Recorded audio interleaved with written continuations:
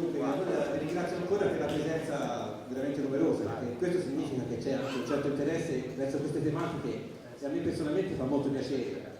Credo che sia il momento giusto, ecco, di interessarsi a certe cose in una certa direzione. E voglio fare una brevissima introduzione perché il palinsesto, diciamo, sarebbe questo. Parliamo vi narro un attimo come è nata l'iniziativa, velocemente, poi Sergio farà la sua esposizione. E poi ci piacerebbe a noi organizzatori che ci fosse un bel dibattito, non però prolisso così che porti, ma diciamo fatto di domande secche, magari concrete, che cerchino di capire qual è l'oggetto della discussione, di cosa si sta parlando. Come già in altre occasioni, Sergio è ben contento di rispondere a domande del genere e sono utilissime per entrare nel merito della questione. Dunque, velocemente, questo seminario è nato all'interno dei corsi organizzati dalla Libera Università Alfredo Biccherini, che ormai da molti anni lavora sul territorio, molti qui la conoscono. Non soltanto da quella, di la verità, e questa è la novità interessante e anche bella. Cioè, siamo stati contattati da persone che conosciamo da molti anni, che hanno cercato di capire che cosa stia succedendo, e ci hanno chiesto anche un po' un aiuto, no? Cioè, facciamo insieme un corso, cioè un percorso. Infatti questo corso l'abbiamo chiamato percorso. Un percorso per cercare di capire quali sono i tratti distintivi della nostra epoca, che cosa sta succedendo e quali sono le vie possibili di uscita, cioè perlomeno indagarle. In questo senso abbiamo già fatto un seminario, alterniamo incontri fra noi con seminari con esterni. Abbiamo fatto un incontro sulla questione della felicità, che è un po' strano, no? In solito si parla di reddito, di casa, di cose più concrete. Invece, prendendo spunto da un convegno che c'è stato a Milano nell'ottobre dell'anno scorso, fatto fra l'altro da persone, diciamo, di sinistra, di un certo tipo, che ragionano appunto in certi termini e che si sono trovati a dibattere sulla questione della felicità. Questa è una novità che ci è piaciuta molto. E questo convegno ha avuto un grande successo e è stato, diciamo, elaborato in una sintesi finale da Andrea Fumagalli e Cristina Morini, che sono degli intellettuali di Milano, che sono venuti a presentare qui questo convegno. E i risultati di questo convegno. E c'è stato già un bel dibattito che ha portato a delle conclusioni anche interessanti. Se volete, diciamo, la sintesi di questi dibattiti cercheremo di metterla sul nostro sito, sul sito della Libera Università Popolare e anche su Facebook. Cercate Malox su Facebook. Per ora ancora non c'è, però abbiamo già elaborato delle sintesi e ora le mettiamo online. Ora abbiamo proseguito tra di noi con un bel dibattito sulla decrescita e sull'accelerazionismo, che io conosco meno, quest'ultima cosa, però che rappresentano un elemento altrettanto interessante e importante da sviscerare. E anche lì è stata una riunione molto partecipata, a cui segue appunto l'incontro di oggi, con Serge Latouche, che ci metterà a disposizione la sua conoscenza, il suo sapere sulla decrescita, della quale di fatto è il padre putativo, cioè la decrescita, anche se si è declinata in altri modi, con Maurizio Pallante o con Mauro Buonaiuti o con altri, tuttavia, diciamo, fa cardine e fa perno sul pensiero di Serge Latouche. Quindi in un certo senso dire che la decrescita è Serge Latouche è la verità. E oggi entriamo nel merito di questo tipo di dibattito. A seguire, velocemente, ci saranno anche incontri sul lavoro, lì presenteremo un libro di un giovane studioso romano, Antonio Vidi, sul rifiuto del lavoro, anche lì una provocazione, insomma, vi invito a seguirci sempre su internet. E il prossimo incontro, a proposito, ci sarà martedì prossimo, qui al ristorante Polpetta, se qualcuno volesse passare dalle 6 poi. E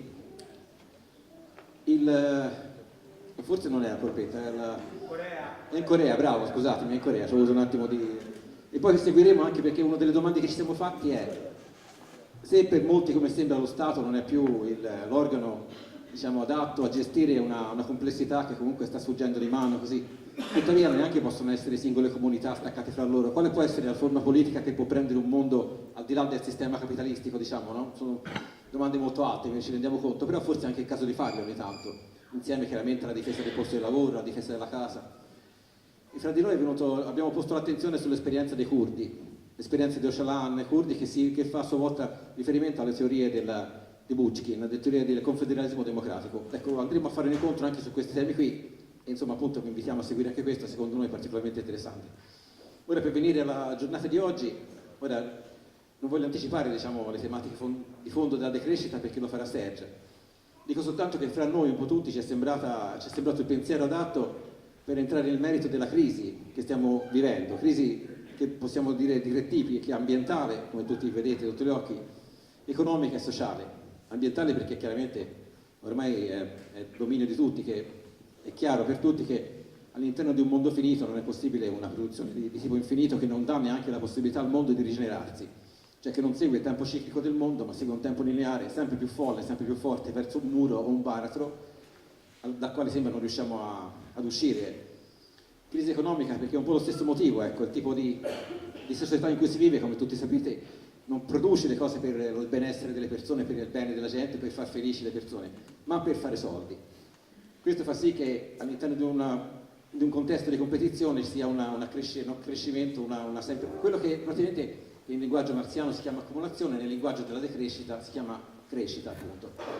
La crescita è quel meccanismo che porta il mondo verso una produttività allucinante, una impossibilità anche di consumare tra l'altro quello che viene prodotto, anche se questo andrebbe approfondito a vari livelli, però insomma, il che crea anche una contraddizione interna perché un mondo che si basa sul risultato economico prodotto dal consumo, però che al tempo stesso impedisce di consumare, in qualche maniera finisce per cozzare contro un muro, diciamo.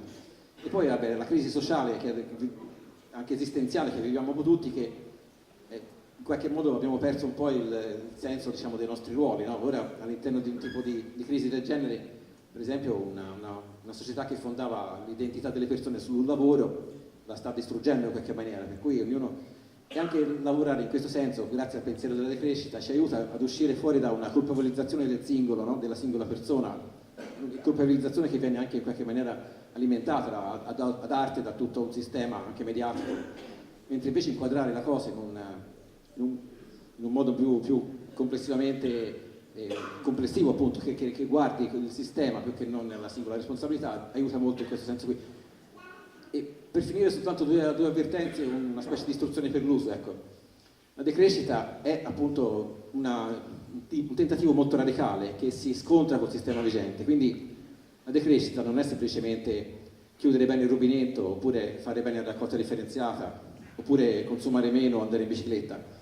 Anche tutte queste cose virtuose, va bene, fanno parte sicuramente del modo del pensiero decrescente, ma è di più, è uno scontrarsi veramente con una civiltà che sta finendo e che sta portando sull'orlo del baratro l'umanità intera, e andare in un'altra direzione radicalmente diversa, che abbia come perno non appunto l'arricchimento monetario oppure lo sfruttamento della devastazione dei territori, ma, per riprendere il convegno di Milano, la felicità delle persone. E che altro? La decrescita, tanto per togliere già dei dubbi e degli equivoci, non è neanche la recessione, cioè la decrescita non può essere la mancanza della crescita all'interno di una società della crescita. La decrescita è uscire dalla società della crescita. La recessione è la mancanza di crescita all'interno della crescita, così come la mancanza di lavoro all'interno di una società lavorista è disoccupazione. La mancanza di lavoro all'interno di una società diversa potrebbe essere liberazione. Ora, queste erano soltanto, diciamo, alcune note per introdurre le questioni un po' in generale, così, e lascio subito la parola a Sergio perché sarebbe bello riuscire a trovare poi il tempo di fare un dibattito sobrio e conviviale e che coinvolga un po' tutti, ecco.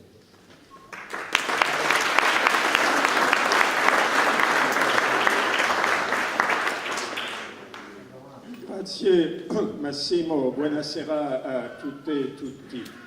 Allora, quando sono arrivato, Massimo mi ha ricordato che sono venuto a Livorno in 1993. 1993 era appena uscito il mio primo libro tradotto in italiano, L'occidentalizzazione del mondo. E poi da questo momento si è scritto un sacco di libri, non si parlava in questo momento della decrescita, la prima volta nel quale ho usato la parola decrescita è in 2002, aveva detto più di 10 anni dopo questo incontro. Eppure già i temi di cui parlavamo sono più o meno i medesimi, perché direi ancora di più di ciò che hai detto, che la decrescita si tratta di desoccidentalizzare il mondo e soprattutto l'Occidente. E per questo gli ultimi libri, che è un libro che Massimo ha curato, purtroppo lui è talmente intellettuale nella sua torre d'avorio che si è dimenticato di portarlo, che è uscire dall'economia. E mi sembra interessante partire di questa parola uscire dall'economia, molto vicino al titolo questo libro che lui ha trovato a casa, un dibattito fatto 5 anni prima in Francia, l'ha tradotto in italiano, l'ha curato, l'ha presentato, ha fatto un libretto bello, talmente bello che quando l'ho visto ho detto ma dobbiamo tradurlo in francese. E allora un dibattito francese è stato tradotto in italiano, pubblicato in italiano e poi l'abbiamo ripubblicato insomma in Francia, è appena uscita con un altro titolo, Pour en finire avec l'économie, per la finita dell'economia più o meno. E questo molto vicino del titolo del mio ultimo libro uscito dalla Bolletta Boringhieri, L'economia è una menzogna. Allora, nell'introduzione del libro, per me il libro più importante, più difficile, che si chiama L'invenzione dell'economia, ricordo una battuta del poeta francese Paul Valéry che dice: un autore scrive sempre il medesimo libro. E penso che effettivamente tutti questi libri, dall'occidentalizzazione del mondo all'economia dell'economia è una menzogna, passando da decolonizzare l'immaginario, come uscire dalla società dei consumi, sopravvivere allo sviluppo, sono tutti finalmente rimettere in causa l'economia come significato immaginario sociale. Riprendo la parola del filosofo francese Castoriadis,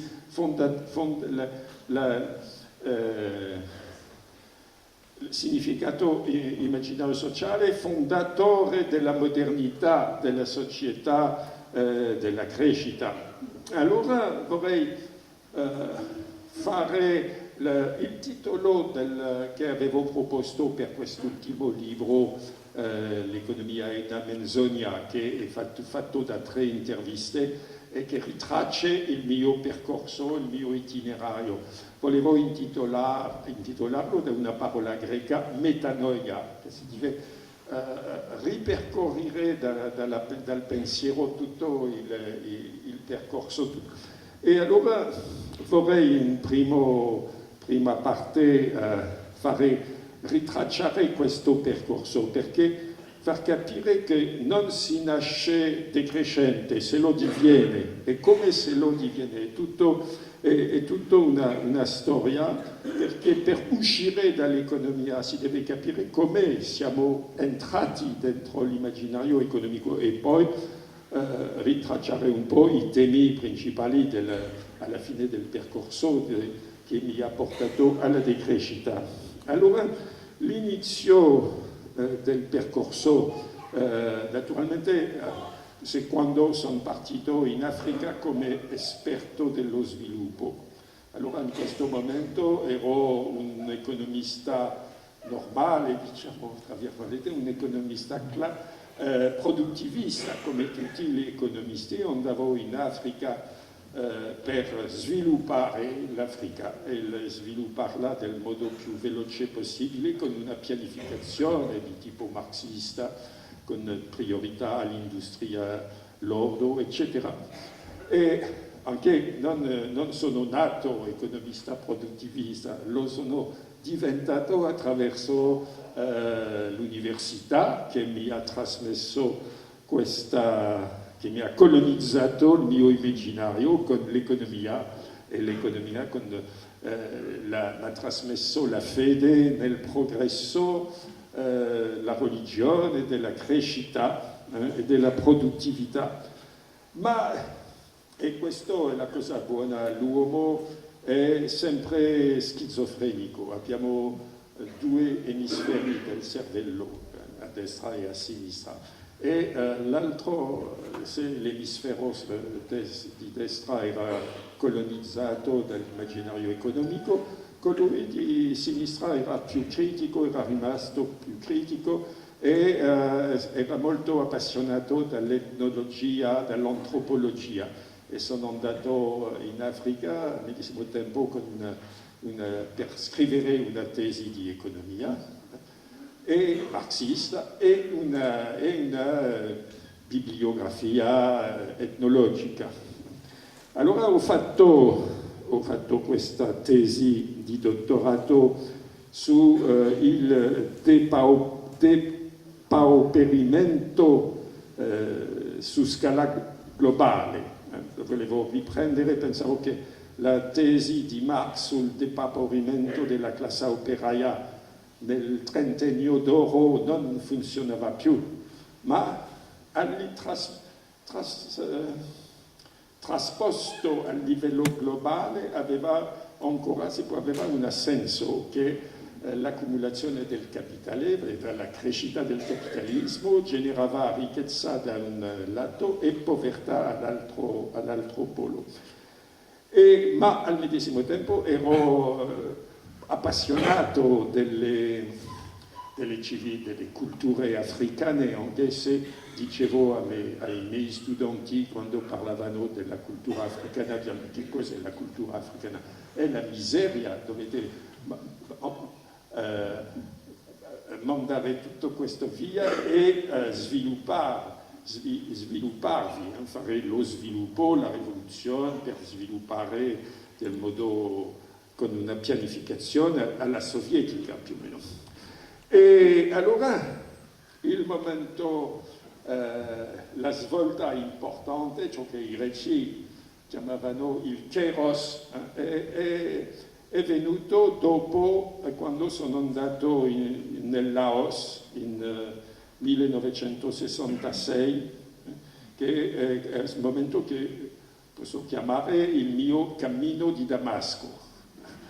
E perché? Ho avuto questa esperienza straordinaria di un paese grande superficie ma poco popolato, dove la gente viveva fuori dall'economia, un po' fuori del tempo, anche se al medesimo tempo c'era i B-52 americani che bombardavano molto vicino la pista Ho Chi Minh, a 50 km dalla città, e che non si poteva dire che si trattava di un paese sottosviluppato, perché la gente viveva bene, felice, né sviluppato perché non c'era macchine, non c'erano i segni della modernità. Bisognava lavorare per fare il riso una cinquantina di giorni all'anno e tutto il resto del tempo era dedicato alla festa, a ballare, a organizzare soprattutto delle feste.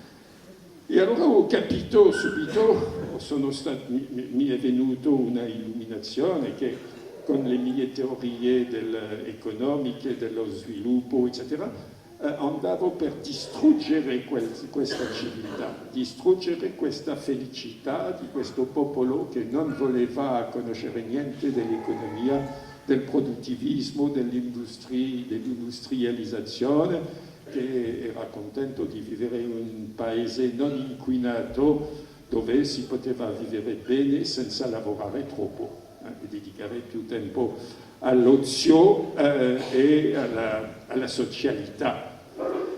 E questa esperienza è interessante perché l'ho ritrovato alcuni altri autori intellettuali hanno avuto questa esperienza. Per esempio l'antropologa britannica, australiana Helena Norberg Hodge, che alcuni la conoscono perché ha fatto, dopo aver scritto un bellissimo libro, Learning from Ladakh, ha fatto un film che ha girato un po' anche molto in Italia, che si chiama Economics of Happiness. Tu hai parlato della felicità, Economics of Happiness, e Elena in ottobre organizzerà a Rimini, forse a Rimini o a Firenze, un convegno importante su questi problemi. E lei ha avuto questa esperienza un piccolo paese che fa parte del Kashmir indiano, che si chiama il Ladakh, e ha visto che questo paese era, diciamo, un piccolo paradiso, tra virgolette, e che questo paradiso è stato distrutto, e l'ha osservato la distruzione quando gli indiani hanno fatto una strada per portare i gadget della società dei consumi. Questo ha distrutto l'equilibrio, alcuni sono diventati ricchi, negozianti, eccetera, alcuni e gli altri poveri, poi eccetera, hanno litigato tra di loro, tutto, eccetera, e questa felicità è scomparsa. Questa esperienza l'ha avuto anche vostro giornalista famoso Tiziano Terzani. Nei suoi libri racconta come lui, la sua esperienza in una vallata del Nepal, che si chiama il Mustang, che lui ha definito come un piccolo paradiso terrestre che sarebbe distrutto con il turismo, quando sarà scoperto. E effettivamente, allora è stato per me l'inizio di un lungo processo di fare la critica allo sviluppo. È iniziato così il processo critica allo sviluppo che mi ha portato a ricercare dei compagni di strada e poco a poco si è fatto una piccola internazionale intorno alla personalità di Ivan Illich, soprattutto Ivan Illich, anche un teologo catalano-indiano, Raymond Panica, e tutto un gruppo internazionale di amici sia del sud come Vandana Shiva, Ashish Nandi dall'India, dell'America del Sud come Gustavo Esteva, Arturo Escobar, l'iraniano Majid Ranema o il tedesco Wolfgang Sachs. E Wolfgang Sachs ha finalmente fatto un libro che rassomiglia un po' tutti, che esiste in italiano, che si chiama, il titolo mi fa sempre arrabbiare perché penso che il titolo tradisce il contenuto, è titolato Il dizionario dello sviluppo. L'idea di Ivan Illich era di intitolarlo Dizionario delle parole tossiche, perché la parola tossica, la prima parola tossica è sviluppo, poi la seconda è crescita. Allora, al medesimo tempo si sviluppava in Francia tutta una riflessione intorno all'amico Alain Caillé sul il movimento anti-utilitarista nelle scienze sociali. E il risultato di questo è stato un primo libro, Faut-il refuser le développement, in 1986, che finalmente è stato tradotto, ma dopo l'occidentalizzazione del mondo, in italiano, sotto il titolo che ha niente a che vedere con il titolo originale, che è I profeti sconfessati, da una piccola casa editrice di Molfetta, tradotto dall'amico Onofrio Romano, che tu conosci anche tu. E quando è uscito, dopo l'occidentalizzazione del mondo, siamo in 1992, gli amici svizzeri, soprattutto di questo gruppo, hanno detto boh, il libro è bello, molto interessante, fatto bene, ma come tutti i francesi non si parla dell'ecologia. Effettivamente a questo momento la critica allo sviluppo, anche alla crescita, ma come si trattava soprattutto dell'occidentalizzazione del mondo, era la crescita trasposta verso il sud del mondo, era una critica culturale, si trattava di dire che lo sviluppo, la società di crescita distruggeva le culture e non poteva riuscire a creare un miglioramento della qualità della vita, anche del livello della vita, sarà lo scacco dello sviluppo. ma si parlava praticamente, non si parlava dell'ecologia.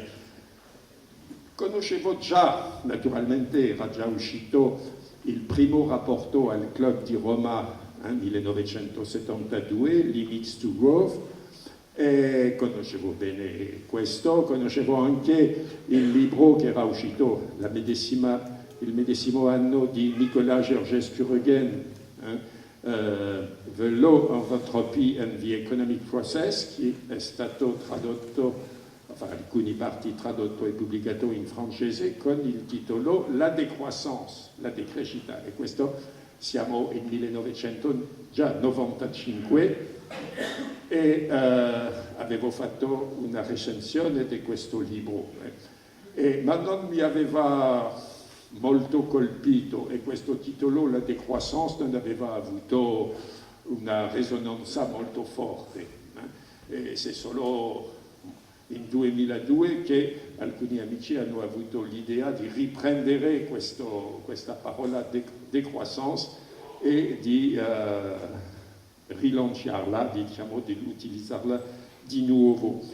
E la dimensione ecologica l'ho introdotto nel libro successivo, Il pianeta degli naufraghi, pubblicato in Francia nel 1992, tradotto quasi subito in italiano, è uscito nel 1994, qualcosa così. E questo era finalmente già le due dimensioni che costituiscono la caratteristica centrale della decrescita, che la società della crescita non è auspicabile perché genera distrugge il senso e crea, come per dirla come Max Weber, il disincantamento del mondo, ma non è neanche sostenibile. Questa è la dimensione, fa la sintesi tra la critica ecologica classica, che il sistema non è sostenibile, e la critica culturale, che la società dei consumi non tradisce la promessa della modernità, della felicità per tutti.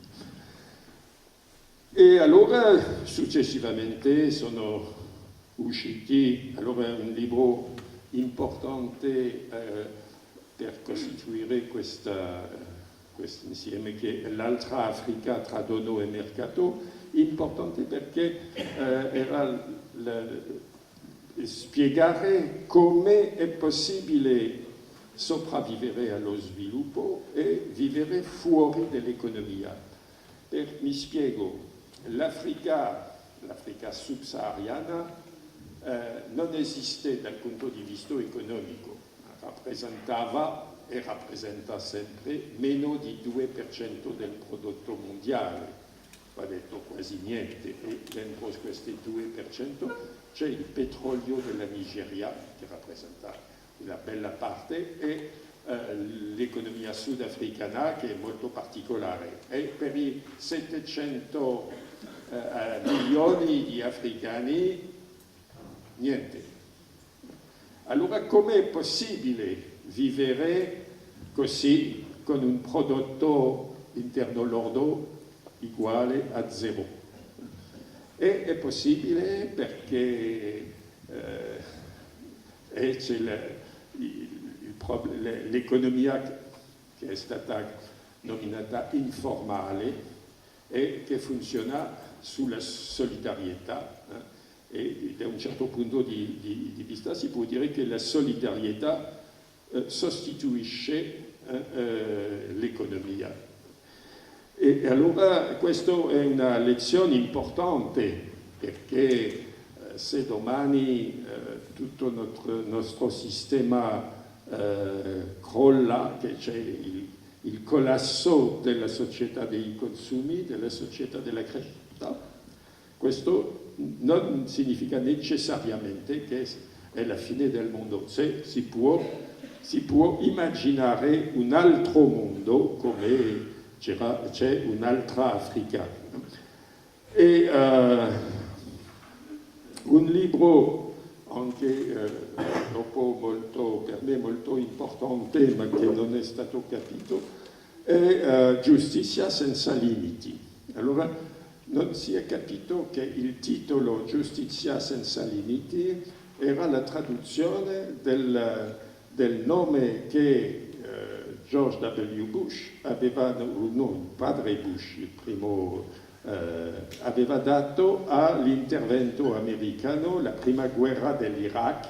Il primo nome era Enduring Justice, giustizia senza limiti. Ha fatto scandalo tutti i paesi musulmani, eccetera, hanno detto non è possibile, solo Dio può fare la giustizia. Allora hanno cambiato il nome, hanno titolato Tempesta nel deserto, ma il primo nome originale era Giustizia, Enduring Justice. Allora ho ripreso questa idea, cosa significa fare giustizia in un mondo globalizzato. E dopo la crisi di 2008, uno dei miei editori francesi mi ha detto dovresti scrivere qualcosa su questo argomento. Ci aveva detto ma l'ho già fatto e non ha avuto nessun successo. Ma se dovevo scrivere un libro oggi su il problema della crisi del sistema, riscriverei il medesimo libro, Giustizia senza limiti. Allora siamo arrivati al momento della decrescita. La decrescita è in 2002. A questo punto 2002 è il momento dove già c'è la caduta del muro di Berlino in 1989, e allora se dopo la caduta del muro di Berlino non c'è più il secondo mondo, se non c'è più il secondo mondo non c'è più neanche un terzo mondo, e effettivamente è l'ora del mondo unico, e a questo momento si parla di globalizzazione. Mondo unico è il momento della controrivoluzione neoliberista di Margaret Thatcher e Donald Reagan, e allora la Margaret Thatcher ha avuto questa parola fantastica, Tina, there is no alternative.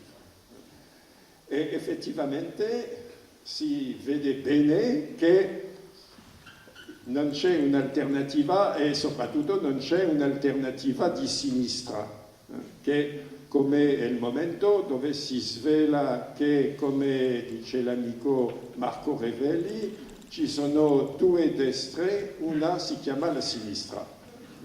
E questo si verifica.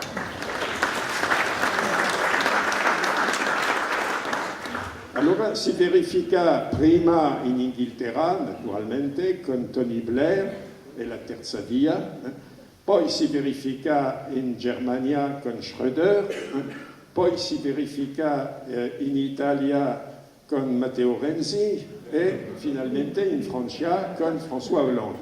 Ora è chiaro per tutti che sinistra è un altro nome della destra.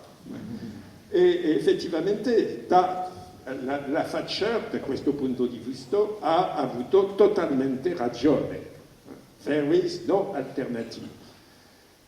La forma di questa assenza di alternative sul problema dello sviluppo e della crescita si è chiamata sviluppo sostenibile. È interessante tornare alla nascita, all'invenzione dello sviluppo sostenibile. Siamo in una società dello spettacolo, per dirla come i situazionisti, e allora la battaglia è una battaglia di parole e di slogan. Questo, allora, torniamo in 1972, prima conferenza delle Nazioni Unite sull'ambiente a Stoccolma, e alla fine della conferenza i paesi c'è un consenso per uno slogan ecosviluppo.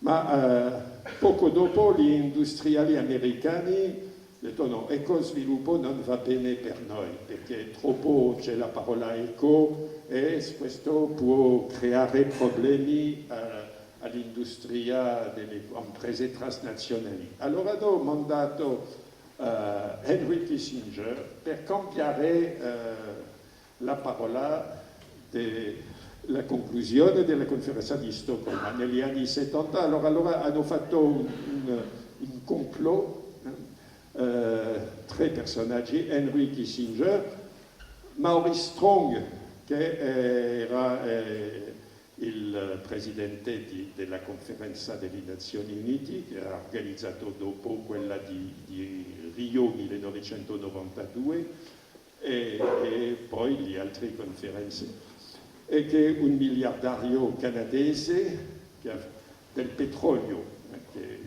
che questo è effettivamente la migliore qualificazione per essere responsabile dell'ambiente a livello mondiale. E il terzo personaggio, che questo è interessante per gli italiani, è Stefan Schmidaini. Allora Stefan Schmidaini gli italiani dovrebbero conoscere, è colui che ha fatto carica di far diventare lo slogan sviluppo sostenibile una cosa globale, mondiale.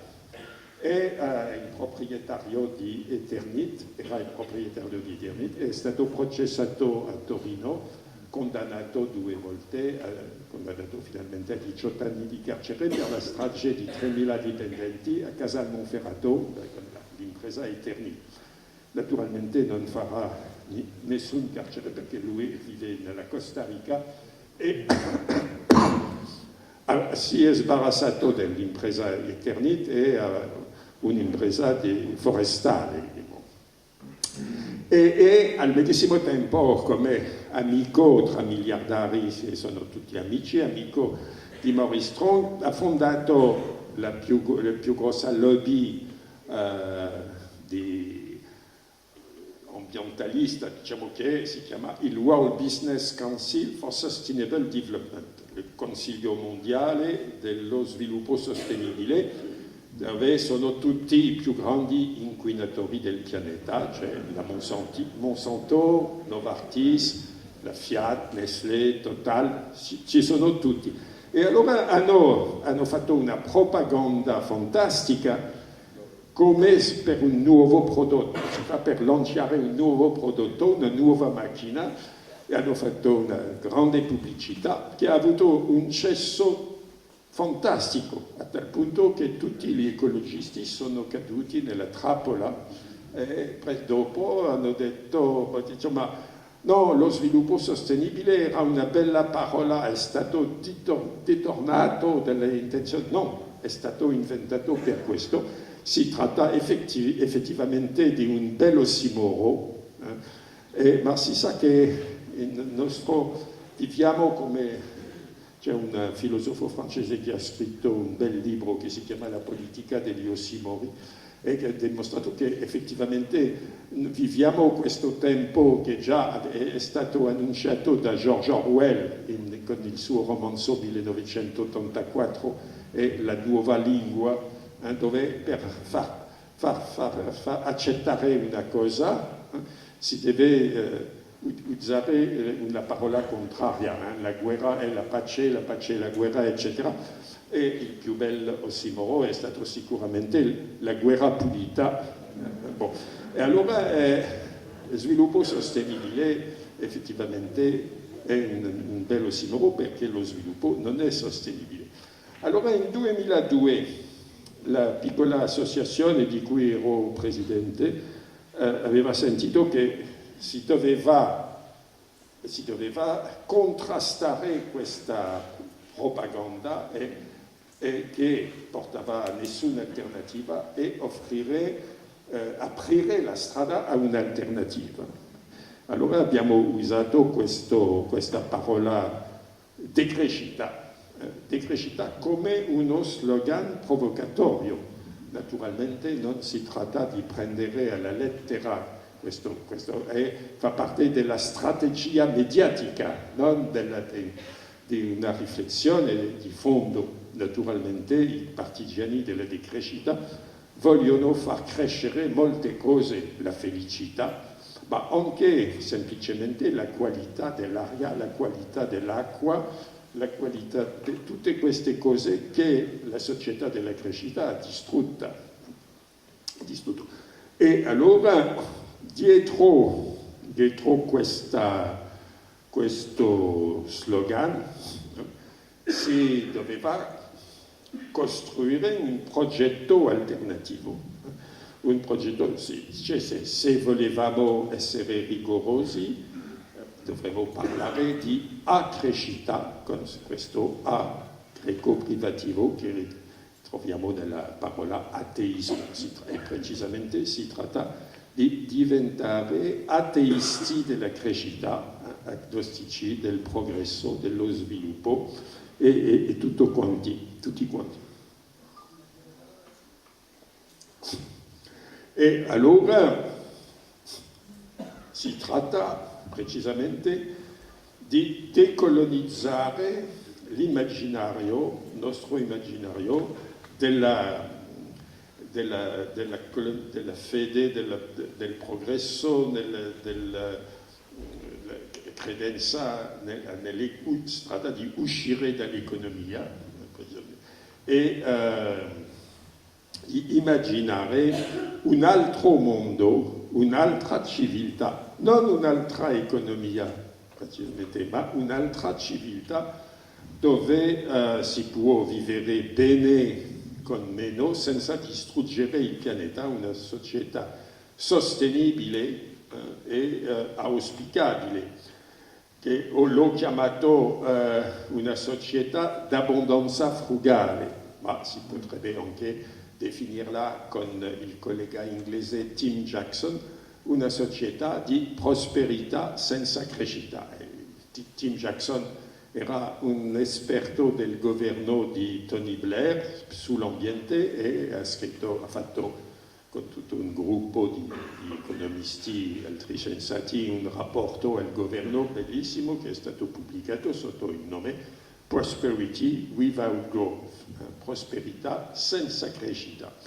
Effettivamente è possibile immaginare un mondo. Allora, quando si sente la prima volta, anche la parola di crescita si dice, si pensa, sono pazzi come si può immaginare una società, auspicare una società senza crescita, perché si pensa che decrescere per decrescere sarebbe un'assurdità, ma non di più, non di meno che crescere per crescere. E allora si tratta di una parola di uno slogan provocatorio per far pensare la gente a che cos'è la società di crescita. Una società che si è lasciata fagocitare da un'economia di crescita. E che cos'è un'economia di crescita? È un'economia che ha per unica fine la crescita, non la crescita per soddisfare i bisogni, ciò che sarebbe molto ragionevole, ma la crescita per la crescita. Allora questa società e questa economia, perché il momento nel quale siamo passati di una società con un'economia di crescita a una società di crescita è più o meno la globalizzazione, precisamente questo momento della storia dell'Occidente, quando dopo la caduta del muro di Berlino, quando c'è questa trasformazione, la globalizzazione, quando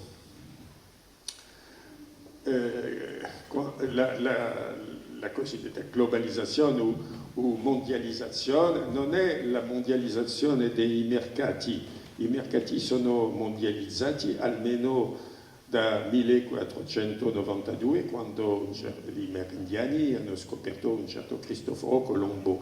La cosa nuova è la mercificazione del mondo, l'onnimercificazione del mondo. E dopo la caduta del muro di Berlino si vede che siamo passati a una fase nuova del capitalismo che è la mercificazione di tutto. Ora tutto è diventato è stato mercificato. Allora si vede che all'inizio, e si tratta naturalmente sempre della nuova fase del capitalismo, all'inizio il capitalismo è nato qui in Italia, a Firenze nel XIV secolo, ancora prima a Amalfi nell'XI secolo, ma era una piccola isola dentro un gigantesco mondo, una società cristiana diversa, eccetera. E poco a poco, come un cancro, questo piccolo mostro ha divorato tutto, è diventato grosso, poi ha finito per diventare una grande economia capitalista. Una svolta importante è stato nel XVIII secolo, fine del XVIII secolo, quando hanno inventato con James Watt le macchine a fuoco. Questo è un passo importante perché siamo passati a un sistema termoindustriale, come dicono alcuni esperti. Termoindustriale, è la capacità, le macchine a calore, la macchina a vapore, poi il motore a scoppio, e che ha permesso una cosa fantastica, contrariamente a ciò che si impara nelle scuole. Non è la tecnologia la cosa nuova, perché i greci del III secolo prima Cristo di Alessandria avevano una tecnologia fantastica. Se conoscete la macchina di Antichitera, è una cosa fantastica, un computer dell'antichità, eccetera.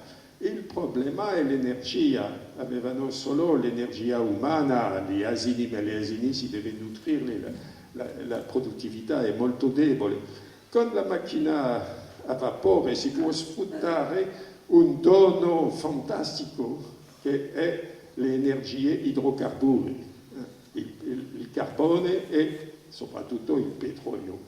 Basta pensare che con 30 litri di petrolio nella macchina è come mettere il lavoro di un operaio a tempo pieno per 3 anni. 3 anni di lavoro in 30 litri di petrolio. Se dovete pagare ogni volta che prendete 30 litri di petrolio lo stipendio di un operaio per 3 anni, userete molto meno la macchina sicuramente. Allora con questo sistema ha dato un impulso fantastico che ha permesso la realizzazione dell'utopia liberista più o meno, anche il trickle down effect, l'effetto di sgolociamento, che fa che i ricchi diventano sempre più ricchi, questo è importante, ma i poveri possono approfittare delle sbriciole del sistema. E questo è il segreto del trentennio d'oro. La crescita del trentennio d'oro è uscito dai pozzi di petrolio. Ora la festa è finita, come dice il titolo del bel libro di Richard Heinberg. E allora torno l'abbondanza frugale. Allora questo sistema è basato su una triplice illimitatezza. Illimitatezza del prodotto, che significa illimitatezza dello sfruttamento delle risorse naturali rinnovabili e non rinnovabili, illimitatezza del consumo, perché se si produce all'infinito si deve anche consumare. Il problema è che il nostro stomaco ha una contenenza limitata, si deve immaginare dei nuovi bisogni, dei bisogni sempre più artificiali, sempre più bisogni artificiali, e questo non è facile. E poi il risultato è l'illimitatezza dei rifiuti, che porta all'inquinamento dell'aria, che oggi non è più, che crea delle malattie polmonari, dei cancri, eccetera. L'inquinamento dell'acqua, che fa che dobbiamo bere l'acqua in plastica, Sono probabilmente uno degli ultimi che ho conosciuto l'acqua delle sorgenti della mia Bretagna natale. Oggi non esiste più nessun sorgente in Bretagna di cui si può bere l'acqua, perché con l'allevamento dei maiali tutte le falde freatiche sono inquinatissime. E finalmente l'inquinamento della terra, che è sempre più avvelenata dai pesticidi, dai concimi chimici, eccetera, e che si trasforma poco a poco in un deserto. E allora, ma questa triplice illimitatezza dell'economia di crescita fa parte dell'illimitatezza che è alla base della modernità, che è l'illimitatezza etica, la svolta etica che è stato iniziato nel XVII secolo, soprattutto con la famosa favola degli api di Bernard de Mandeville. Bernard de Mandeville, un genio, che lui dice, se siamo sbagliati per secoli, abbiamo pensato che si doveva limitare ciò che Spinoza chiamava le passioni triste, la ricerca della ricchezza, del potere, l'avidità, eccetera, che questo era una cosa cattiva per l'uomo, per la società. Il dice no, invece no, si deve, perché porta alla ricchezza. È la base di cui Adam Smith ha tratto la famosa mano invisibile che oggi ancora si insegna nelle scuole di commercio, come la Bocconi. Greed is good, l'avidità è una buona cosa quando si vuole fare il business, non si deve pensare di essere generosi, di essere altruisti, si deve essere egoisti e ricercare a fare più denaro possibile, il più velocemente possibile, con tutti i mezzi possibili. E questa è la base effettivamente della modernità, che ha permesso lo sviluppo dell'economia e dell'economia, soprattutto l'economia capitalista. Allora,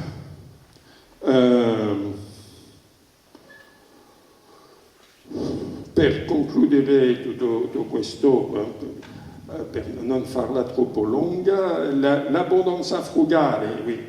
No, si pensa quando si parla di abbondanza frugale, lei ha detto che lo sviluppo sostenibile era un ossimoro, ma l'abbondanza frugale non è un ossimoro. Allora si pensa che si tratta di un ossimoro perché la propaganda della società dei consumi ci ha fatto credere che vivevamo in una società d'abbondanza. Basta pensare al libro di John Kenneth Galbraith, The Affluent Society. Allora, effettivamente viviamo in una società di spreco, sì, che è di produzione di massa, ma non di abbondanza, nel senso che viviamo in una società di scarità e di frustrazione, scarità dei beni più importanti come l'acqua naturale, l'aria respirabile, la terra disponibile, lo spazio, eccetera. E soprattutto fondata sulla frustrazione. Basta pensare alla pubblicità. Che cos'è la pubblicità? La pubblicità, che ha un ruolo essenziale nel funzionamento della società dei consumi, ha per fine di renderci insoddisfatti di ciò che abbiamo per farci desiderare ciò che non abbiamo. Allora dobbiamo sempre avere un desiderio di una cosa nuova, e si vede quando esce subito il nuovo modello dell'iPad, 5, 6, eccetera, c'è la coda nella notte davanti ai negozi per essere sicuri di avere questo nuovo modello. Questo è il risultato della colonizzazione dell'immaginario da parte della pubblicità. Allora siamo tutti, salvo felici, e i pubblicitari lo sanno bene, dicono un popolo felice consuma poco. Allora si tratta di renderci infelici. Invece l'abbondanza vera è possibile solo se sappiamo limitare i nostri desideri e i nostri bisogni, perché così possono essere soddisfatti. Per questo un grande antropologo, Marshall Salins, ha pubblicato un libro bellissimo che si chiama Età della pietra, età dell'abbondanza. È di lui che mi ha ispirato l'idea dell'abbondanza frugale. E lui, la sua tesi è che l'unica società che si può essere definita società d'abbondanza è la società o le società del Paleolitico. Perché? Perché sono le società dei raccogliatori-cacciatori che hanno pochi bisogni, non avevano bisogno di un cellulare, neanche di una macchina, neanche dei vestiti perché andavano nudi. E allora questi bisogni, pochi bisogni che avevano, potevano soddisfarli con un'attività che anche questa attività aveva niente a che vedere con il nostro lavoro, come un lavoro alla catena o un lavoro di un cassiere di un supermercato, no, era un'attività di caccia, di pesca molto divertente, di 2-3 ore al giorno. E allora tutto il resto del tempo era dedicato alla festa, al sogno, alla vita contemplativa, a tutte attività sociali. E allora non si tratta di tornare all'età della pietra, come dicono alcuni giornalisti che non hanno capito che cos'è il progetto della decrescita, no, ma si tratta di saper limitare, di mettere al centro della nuova società il senso della misura, ritrovare il senso della misura. Allora la cosa molto interessante, da 2-3 anni oggi, ho fatto una collana in Italia e in Francia sui precursori della decrescita.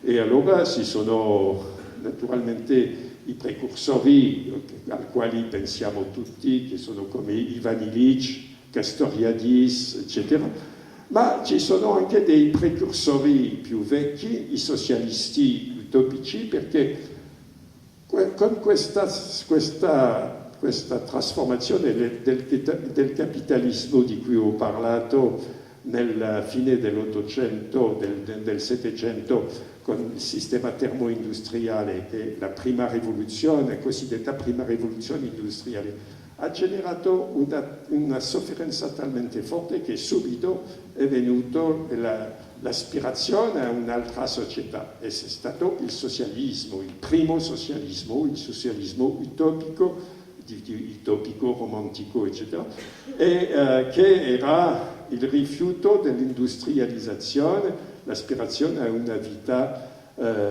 più sana, più giusta, eccetera. Per esempio William Morris rappresenta veramente, non l'abbiamo ancora fatto, ma abbiamo fatto Fourier, che è anche molto caratteristico di questo pensiero. Ma se torniamo più indietro, questa necessità per la società umana di avere il senso della misura, il senso dei limiti, si trova in tutte le saggezze tradizionali. La nostra, basta pensare a Epicuro, a Diogene, ai Stoici, ma anche nelle altre civiltà, come la civiltà cinese con il taoismo. In Francia abbiamo fatto un libretto sui precursori della decrescita su Lao Tzu e il taoismo. Basta pensare anche al buddismo zen, eccetera. E ora, molto interessante, questa riscoperta della saggezza tradizionale dei popoli amerindiani che nella Bolivia e nell'Equador, sotto il nome di Buen Vivir, che traduce l'aspirazione tradizionale dei popoli come i Quechua, con il Sumak Kausai, eccetera. E allora si vede che finalmente il pensiero della crescita, come la società della crescita, è una piccola parentesi della storia umana e nella storia del pensiero umano. E allora è importante di dire che questo progetto ha una legittimità forte. Allora, e per concludere, perché direi che si tratta di uscire di questa dismisura, che è la cosa che era più pericolosa, che per i greci era l'ubris, la dismisura che distrugge la società, ritrovare questo senso. Naturalmente c'è è interessante che nessun responsabile politico, economico vuole sentir parlare di questa, perché rimette in causa le basi del sistema e del sistema che oggi non funziona più. Viviamo l'incubo di una società di crescita senza crescita. Mi ha detto che ieri o l'altro ieri in un discorso a dei giovani, Matteo Renzi ha chiesto: giovani, avete sentito parlare della decrescita felice? Allora, alcuni hanno detto sì, è un progetto assurdo, è un progetto solo per i ricchi. Allora questa è un'impostura, prima perché lui è uno dei primi che ha pensato qualcosa che tocca un po' il progetto della decrescita, è un segretario del Partito Comunista Italiano, si tratta di Enrico Berlinguer, di cui uno dei primi libri sui precursori. Abbiamo ripreso i discorsi sull'austerità rivoluzionaria di 1977 di Enrico Berlinguer. Di più, naturalmente, il progetto che è sostenuto da Matteo Renzi, colui dello sviluppo sostenibile, ha été inventato dai miliardari. Allora il progetto della decrescita sicuramente è un progetto e facciamo difficoltà a far capirlo a tutti, agli operai, perché la colonizzazione dell'immaginario è molto forte, ma si tratta sicuramente non di un progetto per i radical chic o i bobo come l'ho pensato. L'uno fa piacere che uno che l'ha capito e non si sarebbe aspettato a questo è Papa Francesco. Si deve dire: sono un ateo, ma devo riconoscere che quando ho letto l'enciclica Laudato Si, sono stato dove lui dice si deve pensare alla decrescita per i paesi ricchi, eccetera, che lui ha utilizzato questa parola e dopo lui ha detto: sono allergico all'economia. Questo allora lui effettivamente è l'unico tra le personalità importanti del mondo politico, economico, eccetera, che ha capito la necessità lui parla di ecologia radicale e di una rottura radicale. Grazie.